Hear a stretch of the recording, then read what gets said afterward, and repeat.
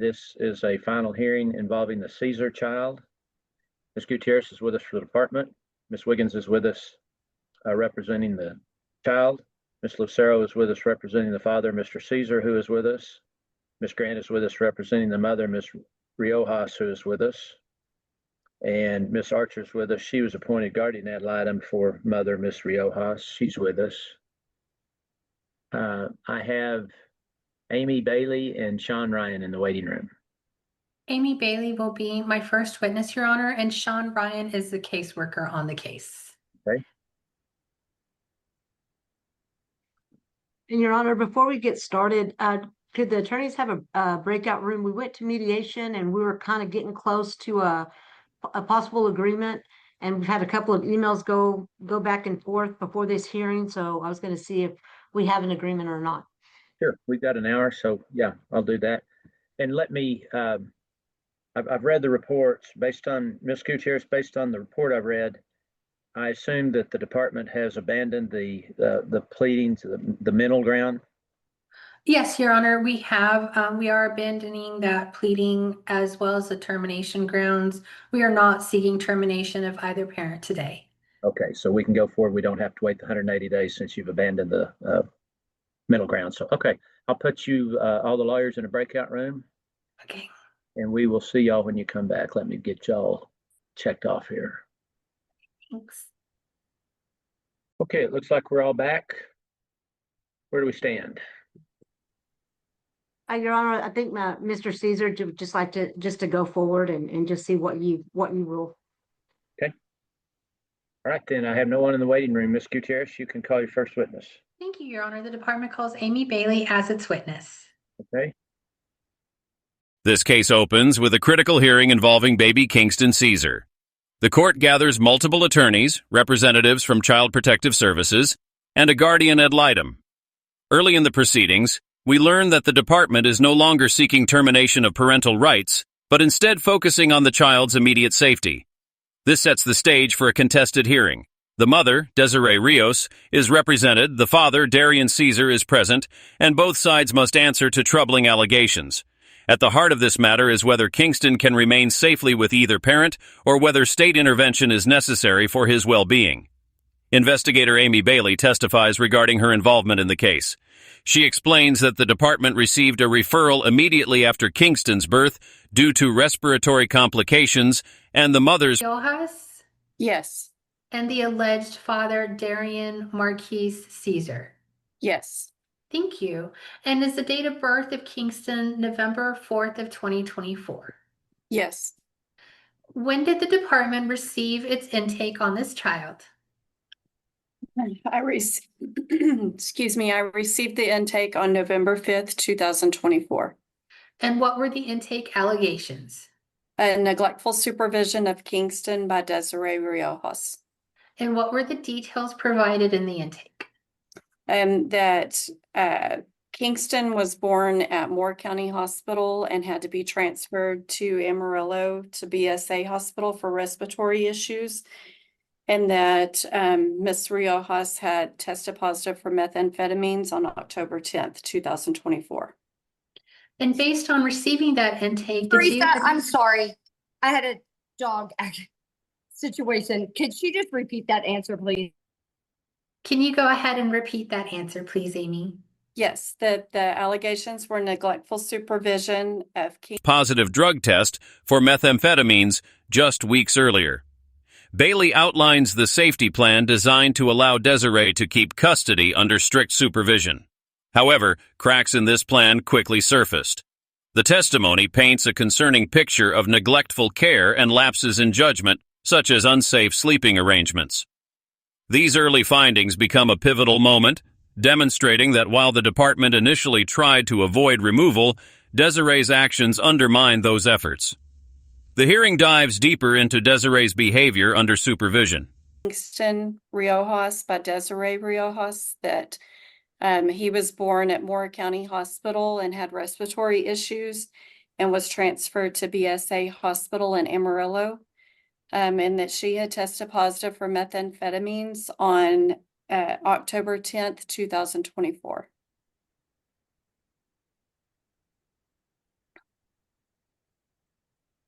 Now, based on receiving that intake, did you attempt to make contact with Ms. Riojas?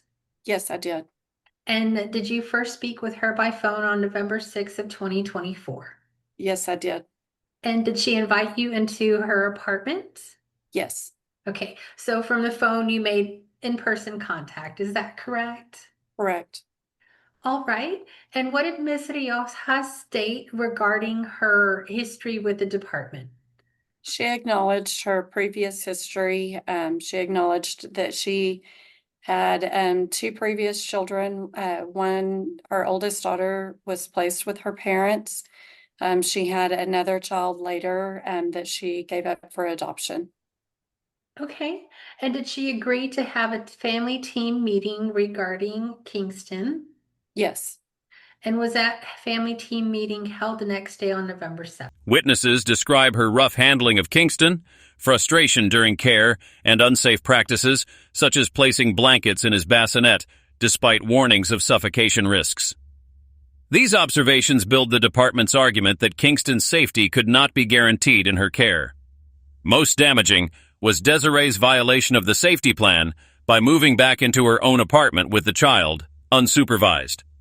This action not only broke the department's trust, but also introduced the child's father into the home, despite him not. yes, ma'am. In that family team meeting, what diagnosis did Ms. Riojas disclose that she had been given before?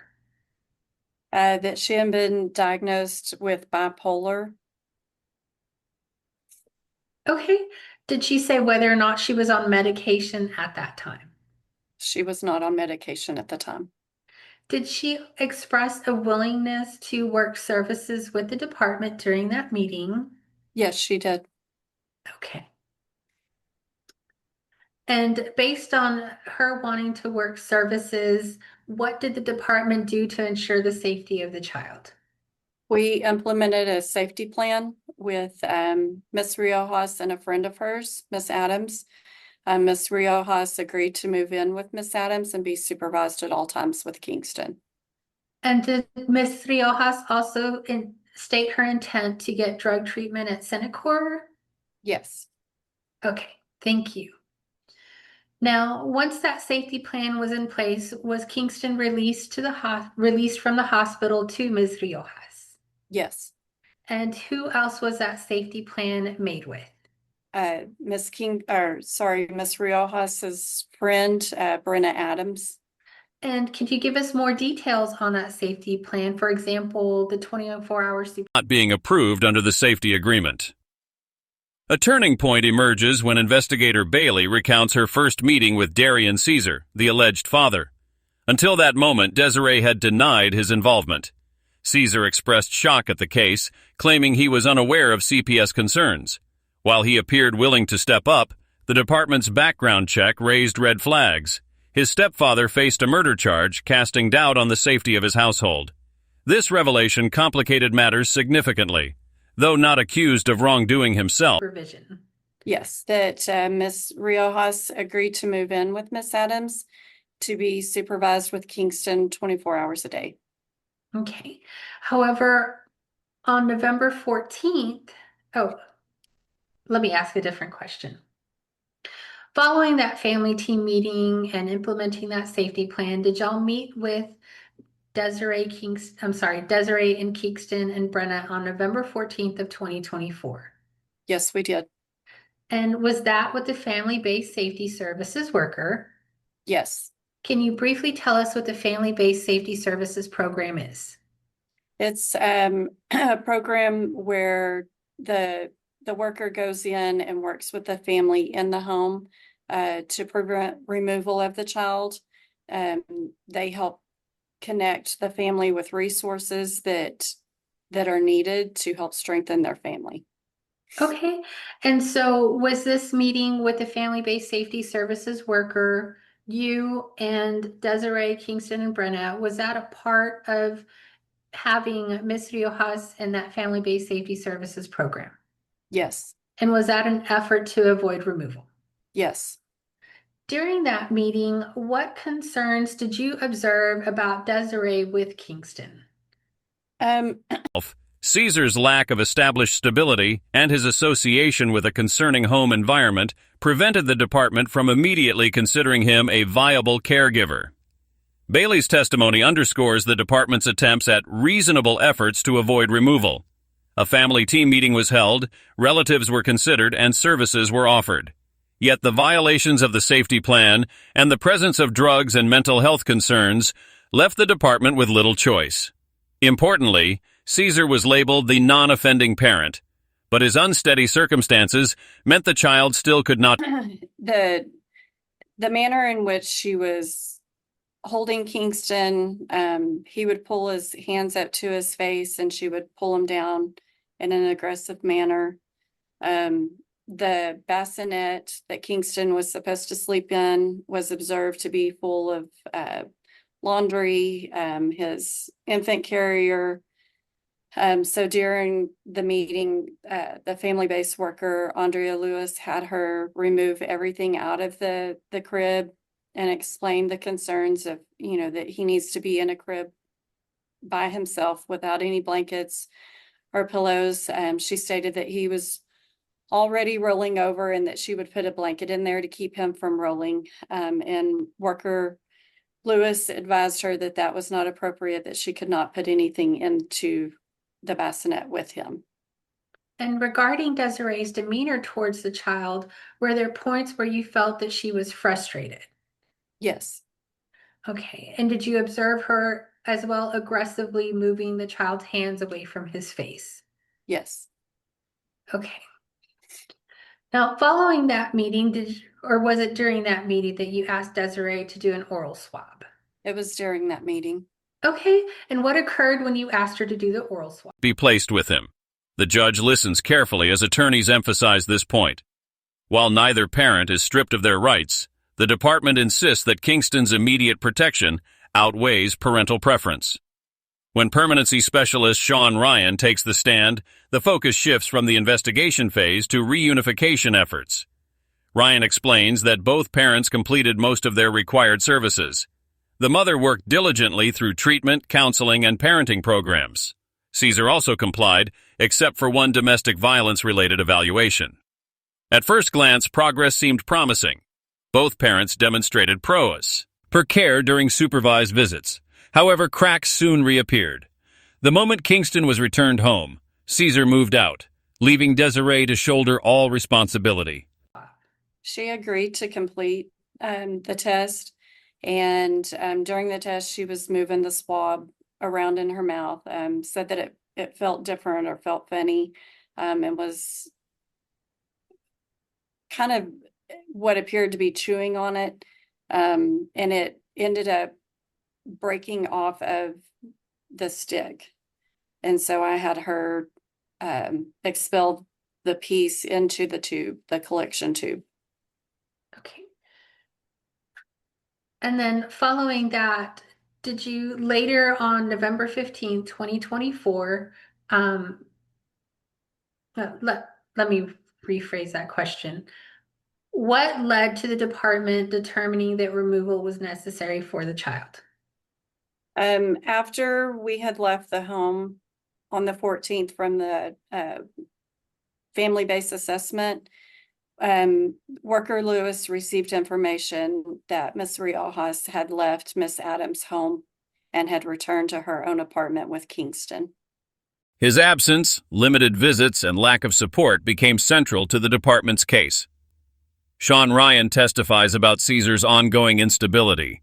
Without steady housing, reliable transportation, or verifiable support, the father cannot demonstrate he is prepared for full custody. Desiree, on the other hand, has shown consistency. She holds a job, maintains transportation, and provides for Kingston's daily medical and physical needs.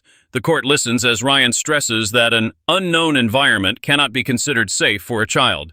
As such, the department recommends that Desiree be named the child's primary managing conservator, while Caesar should be limited to supervised visitation until he proves he can provide. And based on that information, did you make contact with Ms. Riojas at her home? Yes, I did. And what did you observe? She was in the home along with a gentleman who was identified as Kingston's father. Okay, and was that gentleman's name Darian Caesar? Yes, Now, going back to that safety plan where Miss Riojas was to be supervised 24 hours with Kingston, was that only with with Miss Brenna? yes, Brenna Adams. Okay. And so Mr. Caesar was not a part of that safety plan, correct? No, he was not. And had Desiree signed that safety plan that she would be supervised by Brenna Adams? Yes, Additionally, had Ms. Riojas provided any information about the child's father prior to you seeing him at her apartment? no. And what information or how did she respond when asked about the child's father? She told me that he was not involved and did not provide a name. Okay, so this incident where you met Mr. Stability. The hearing closes with competing portraits of two parents. On one hand, Desiree, once accused of neglect, now emerges as a mother who has completed her services, maintained stability, and demonstrated commitment to Kingston's care. On the other, Caesar is portrayed as a father who started as non-offending, but faltered by stepping away, failing to establish a safe home, and offering no tangible support. The department urges the court to prioritize the child's safety and best interests by granting Desiree primary custody, ordering Caesar to pay support, and limiting his contact to supervised visits. The judge's ruling now looms. Yes, And was that also the first time meeting him? yes, And at this point, did the department have concerns of methamphetamine use by Ms. Riojas? yes, Were we also concerned about the child's physical safety in her care? yes, And were there concerns about Ms. Riojas's mental health? yes, Did the department feel that the child was in immediate danger? yes. And would a kick-out order to remove one of the parents have solved the problem? No, And at that point, Mr. Caesar was an alleged father, is that correct? correct. And so that would have left the child without a legal guardian to care for it, is that correct? Yes. Additionally, what did Mr. Caesar claim to know about any of the allegations? He did not know that there was a CPS report. He lived in Lubbock at the time and was here visiting Miss Riojas in Kingston. Okay, and was it concerning that he was in a relationship with Ms. Riojas and unaware that any of these concerns existed? Yes, Okay. And since Ms. Riojas had broken the safety plan, was the Family-Based Safety Services program no longer an option for her?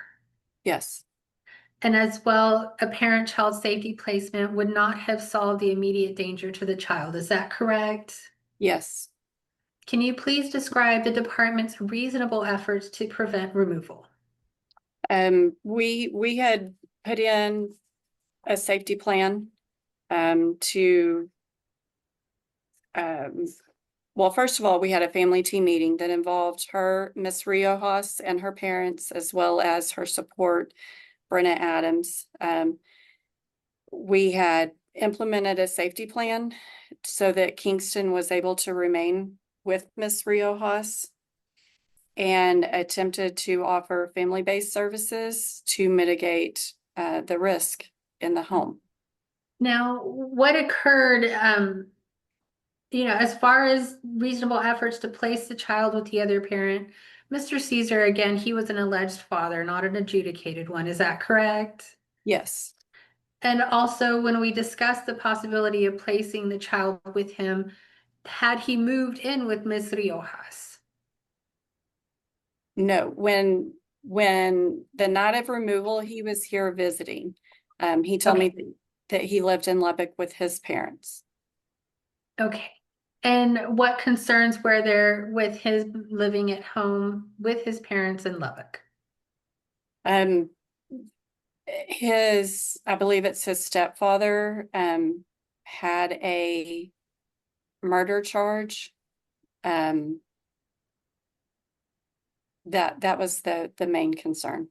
Okay, and so were we concerned that that would not be a safe household for the child? Yes. Okay, I pass the witness. Ms. Brand? Miss Bailey, did Mr. Caesar ask to have custody of the child? He asked me that night if the child could stay with him. I explained that not at that time due to not having any information on him, that was Did our he- meeting. Did he offer to provide you with that information in order to get custody of the child as soon as possible? Yes, he agreed to meet with me the next morning. And did he do that meeting with you? Yes, he did. And at that point, is that when you started the investigation and discovered the murder charge of the other individual in the home? Yes. Okay. Do you have any information about this case current day beyond the investigation and removal? No, ma'am. Pass the witness, Your Honor. Well, thank you, Ms. Lucero. Thank you, Your Honor. Ms. Bailey, in reviewing your investigative report, would you agree with me that Mr. Caesar was the non-offending parent when the child was removed? Yes. Okay. And he had advised you that he didn't know that CPS was involved when you first met him. Is that correct? Correct. Okay. And I guess maybe the investigation into his family members, I guess came up later. I don't see it in your, unless I'm missing it, but no, I don't see it in your investigative report. What I see here, it says Mr. Caesar should be considered placement of Kingston pending the results of the drug screen and further investigation of other household members. Yes. Right.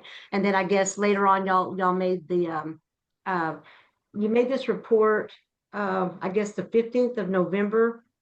Do you know when y'all did that background check on his family members? It was, I believe, November 19th.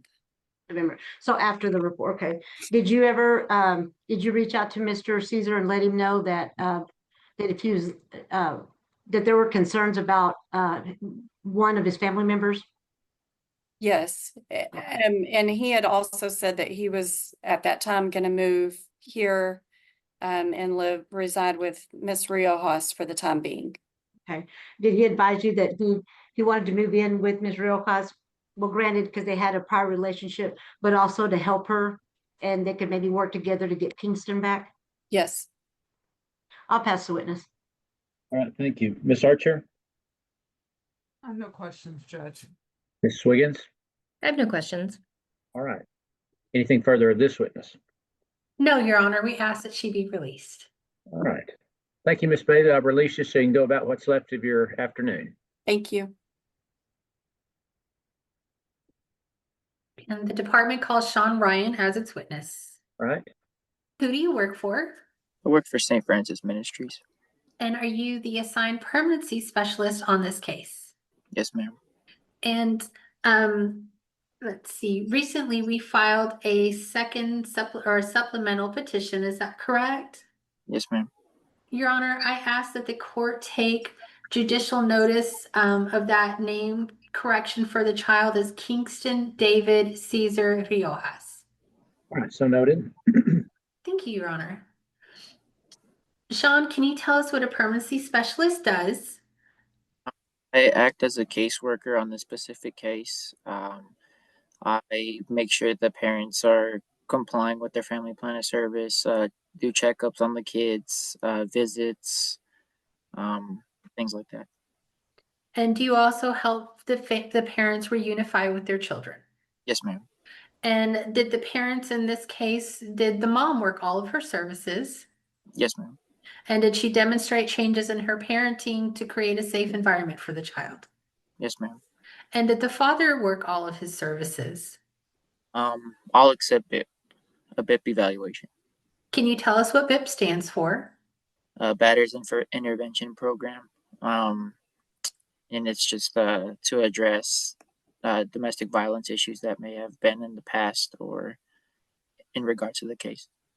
And was that BIP, that Batters Intervention Prevention Program, was that based on a prior assault in a different relationship?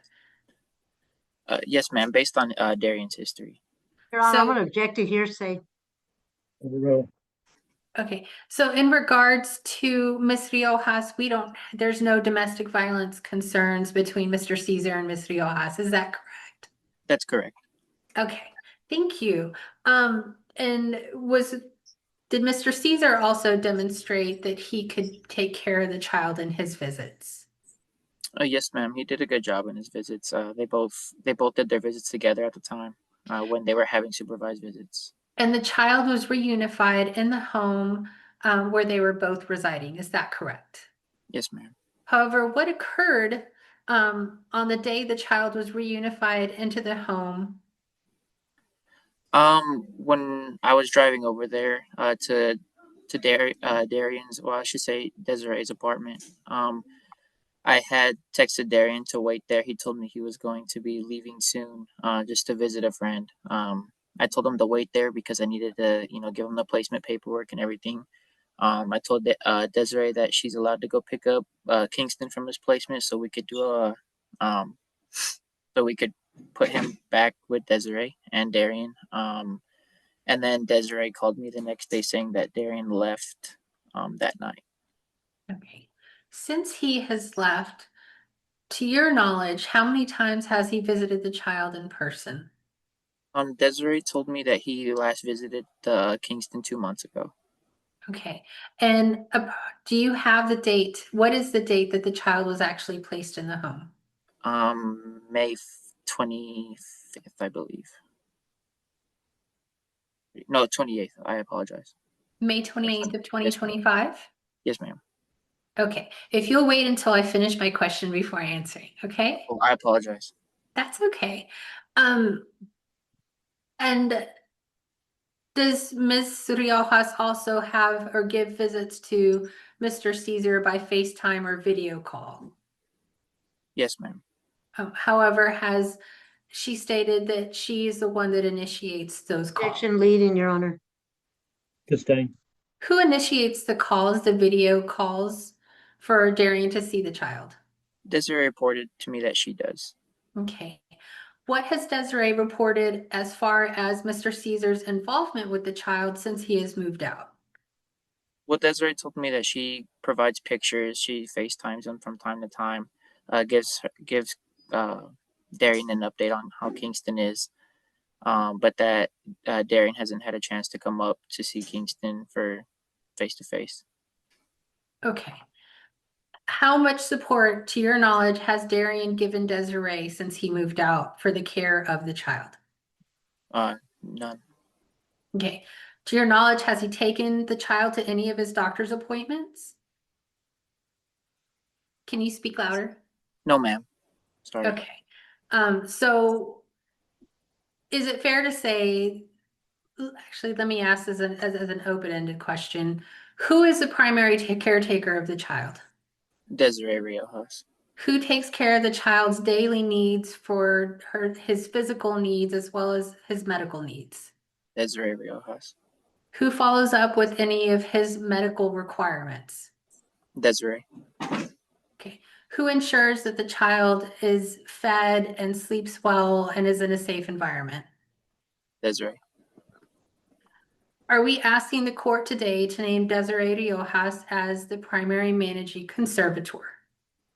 Yes, ma'am. Okay. What is Darian's living situation at this time?